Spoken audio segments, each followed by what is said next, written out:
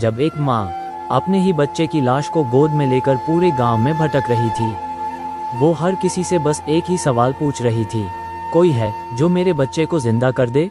लोग उसे पागल समझ रहे थे, लेकिन वो माँ पागल नहीं थी। वो सिर्फ टूट चुकी थी।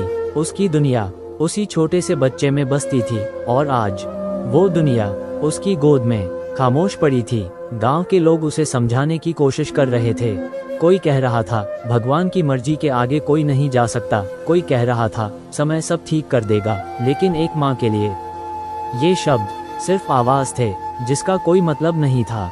वो अपने बच्चे को जोर से सीने से लगाकर बार बार कहती, उठ जा बेटा, देख मैं यहीं हूँ, उठ जा। लेकिन वो बच्चा अब कभी नहीं उठने वाला था। धीरे धीरे लोग वहां से जाने लगे, क्योंकि सच को कोई बदल नहीं सकता। लेकिन वो माँ अब भी उस सच को मानने के लिए तैयार नहीं थी। कुछ देर बाद वो अचानक उठी। उसने अपने बच्चे को गोद में लिया और घर से बाहर निकल गई। अब वो हर दरवाजे पर जा रही थी। पहले घर पर जाकर बोली, क्या तुम्हें कोई ऐसी दवा पता है जिससे मेरा बच्चा जिंदा हो जाए? लोग उसे देखकर चुप हो गए।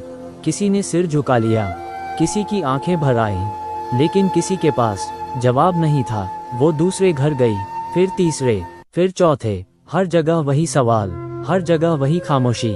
कुछ लोग उसे देखकर डरने लगे, कुछ लोग उसे पागल कहने लगे, लेकिन वो नहीं रुकी, क्योंकि जब दिल टूटता है तो इंसान लॉजिक नहीं, उम्मीद के सहारे चलता है। घंटों बीत गए, लेकिन उसे कहीं से कोई जवाब नहीं मिला।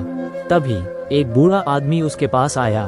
उसने धीरे से कहा, अगर इस दुनिया में कोई है जो तुम्हारी मदद कर सकता है तो वो है बुद्ध। गौतम बुद्धा ये नाम सुनते ही उस माँ की आंखों में फिर से उम्मीद जाग गई। वो बिना एक पल रुके बुद्ध की ओर दौड़ पड़ी। वो वहां पहुंची जहां बुद्ध अपने शिष्यों के साथ बैठे थे। वो उनके पास गई और रोते हुए बोली, हे प्रभु, आप महान हैं, कृपया मेरे बच्चे को जिंदा कर दीजिए। वहां बैठे सभी लोग उसकी हालत देखकर चुप हो गए। बुद्ध ने उसे देखा। उसकी आंखों में वो दर्द था जो शब्दों से परे था। कुछ पल के लिए चारों तरफ सन्नाटा छा गया।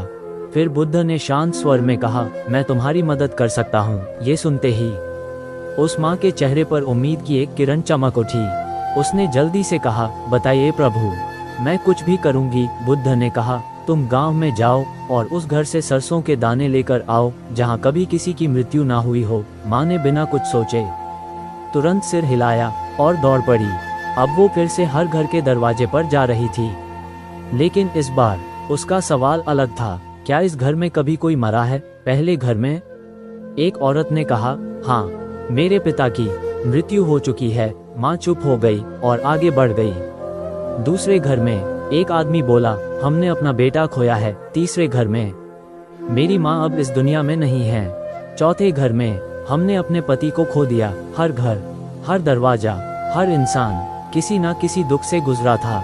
अब वो धीरे धीरे चलने लगी।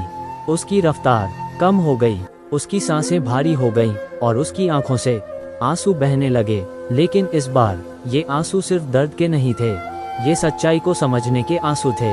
उसे अब समझ आने लगा था कि वो अकेली नहीं है। दुनिया का हर इंसान किसी ना किसी को खो चुका है। कोई भी घर ऐसा नहीं है जहां मौत ने दस्तक ना दी हो। वो एक पेड़ के नीचे बैठ गई। अपने बच्चे को गोद में लेकर वो आसमान की ओर देखने लगी और पहली बार उसने अपने दर्द को समझने की कोशिश की। कुछ देर बाद वो धीरे धीरे उठी और वापस बुद्ध के पास चली गई। इस बार उसके चेहरे पर पहले जैसी बेचैनी नहीं थी, वो शांत थी। वो बुद्ध के सामने पहुंची और धीरे से बोली, प्रभु, अब मुझे सरसों के दाने नहीं चाहिए, क्योंकि अब मुझे सच्चाई समझ आ गई है। मौत सिर्फ मेरे घर नहीं आई, ये हर घर में आती है। बुद्ध ने उसे देखा और हल्की सी मुस्कान दी।